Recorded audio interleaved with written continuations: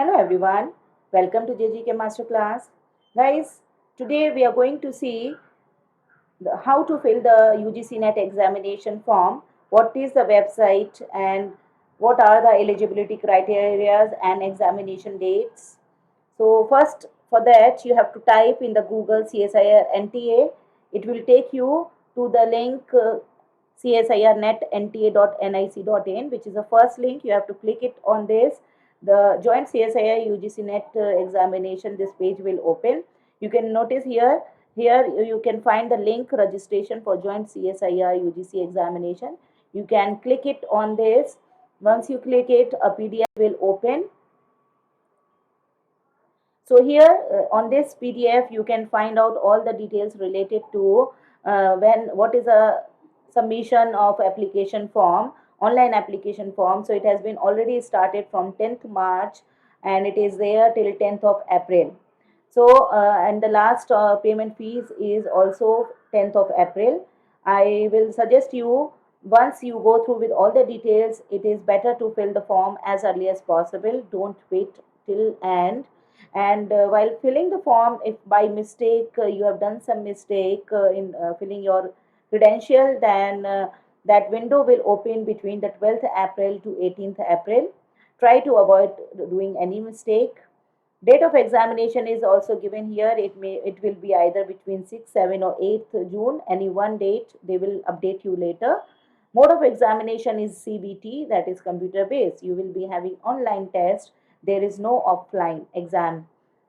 Duration of exam will be 3 hours and all the questions will be MCQ based. Medium of paper, you can find English and Hindi, both languages. Now, what is the eligibility criteria and examination pattern, how to fill the form, all the details you can find here. So, we have started with the same link. Now, we are clicking on it. It will take you the same page. So, here instead of go for registration, we will first go through with the information bulletin here. And here on this information bulletin, if you see a PDF is given, you click it on this. You will get all the details related to the joint CSIR UGC examination June 2023. They have mentioned December 22 also here because there was no exam in December 22. So it is a combined exam which is going to held in June 2023. So we'll scroll down and you can notice here in the content that what is the eligibility criteria, what are the details of examinations, how to register and the things related to application process, when you will get admit card. All the details are there. Admit card also they will update you on the website here, and the phone number, they will ask you to update your latest phone number and email ID which you carry always with you, so that they can communicate with you with that number and email ID for further any updates. So be careful in giving the phone number. Now we'll come down. Already we have discussed regarding the dates. Here the fees you can see for the general category it is 1100 fees. For OBC and EWS it is 550 rupees. For SC/ST and other category it is 275. It is non-refundable whether you go for the examination or not. Once you pay the fees, it is like gone. So before filling the form, you should be very careful regarding that. And we have discussed already this content, and you can see that the time for the examinations, center, other details they will mention you later. Okay, so you can go through with all the details. I am not going here step like each column. Only important stuff we will discuss. You should be very attentive. So what is NTA, what is joint CSIR exam, every detail is given here. So basically we'll see the eligibility criteria, and you can see the stipend also. Once you qualify for JRF, it is 31,000 per month, and once your JRF is over, then it will be upgraded to SRF. The stipend will be 35,000 per month. So examination, December examination, you can see here that is going to held now in combined. So this is important thing here. you can see that when you're filling the application form, their option will come that either the JRF or lectureship. You have to opt either one. So always go for JRF option, because JRF is Junior Research Fellowship. When you apply for it and you get the good result, good ranking under this category, you will be eligible for 2 year this JRF, which you can claim while applying for PhD. You will get a stipend 31,000. Whereas in lectureship, there is no stipend. This is just a lectureship eligibility for lifetime. So now question is, if you, let's say you have failed for JRF and you are not qualified under this category, but if your ranking is good and it falls under lectureship category, they will give you the lectureship certificate. So in JRF category, the chances are there for both, either JRF or LS you will get under either category. So if you apply for LS and let's say your ranking is good, which is falling under JRF, but since you have opted for LS, you will not be given JRF certificate. So better to apply safe side JRF. Okay, for this is applicable for M.Sc first year, M.Sc second year, and M.Sc past students. The students, those who are from B.Sc pass out, they are also eligible for NET examination. But for them, again, they have to go for JRF. There is no LS certificate there.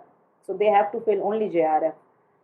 Okay, so now you can go through with this step by step detail. Yeah, essential educational qualification. Most of the people having doubt here also, ma'am, whether we are allowed.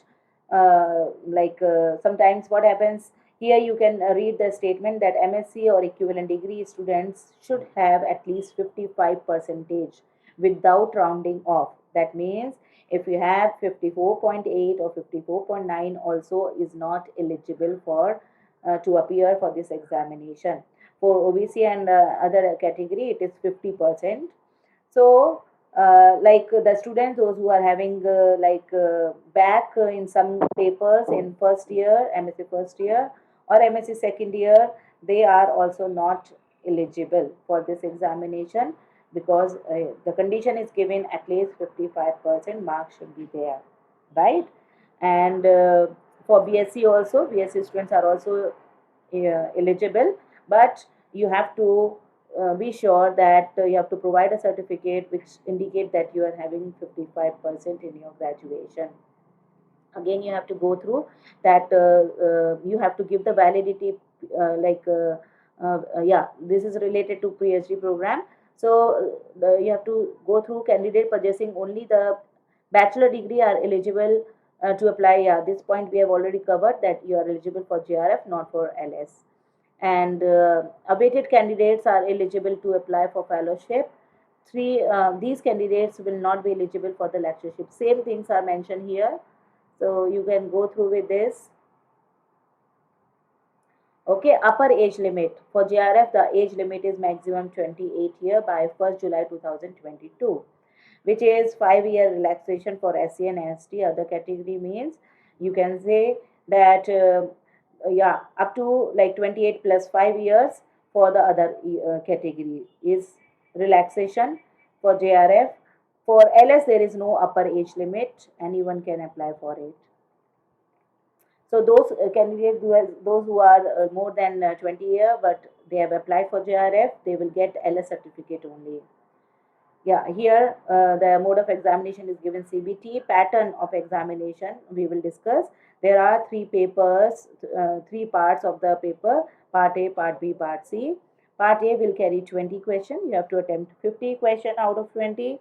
Each question carries 2 marks, and there is a negative marking of 0.5 for each incorrect answer. For part B, there are 40 questions. 35 you have to attempt. Each carries 2 marks here again, minus negative marking. Part C, 60 questions, from where you have to attempt only 25. Each will carry 4 marks. Again, for each wrong answer, you have a -1 answer marks. So, therefore, there are total 120 questions, out of which you have to apply 75. The paper will be 200 marks here. So, You can see part A will be mostly reasoning based questions will be there related to all subjects. Part B is general chemistry, physical, inorganic, organic, all basic from your PUC and degree. Part C will be based on your specialization, either organic, inorganic, physical, or analytical. But it's not necessary that if you are, let's say, M.Sc organic specialized, you cannot attempt inorganic or other questions. You can attempt.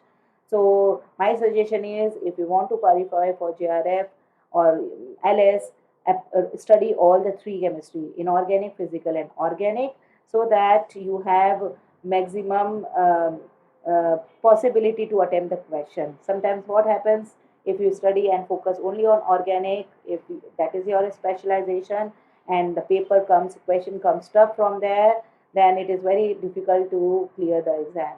And meanwhile, if you have studied for inorganic and physical as well, some topics, not necessary all, some topics you can pick from here which you feel easy, and if by luck questions are easy there, you can attempt it. So your chances are more to clear this examination when you focus on all three chemistries equivalent. So that's how, like, we have covered most important topics of this examination, right?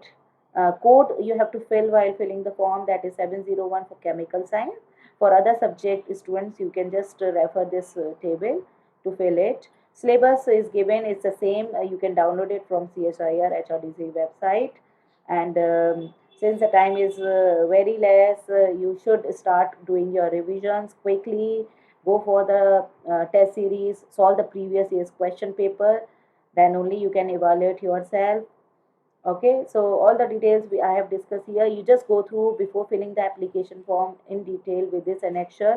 Download it, highlight all the points before filling, and yeah, as I told you, they will ask you your latest phone number and email ID. Please submit and write down the number which you carry always with you, and the email ID also, so that you can access it like anytime, and they can communicate with you for any updates on that number and uh, uh, your email ID, right? So I have covered all important details. You can go through till down. So guys, all the best for your this CSIR examination. See you. Happy learning.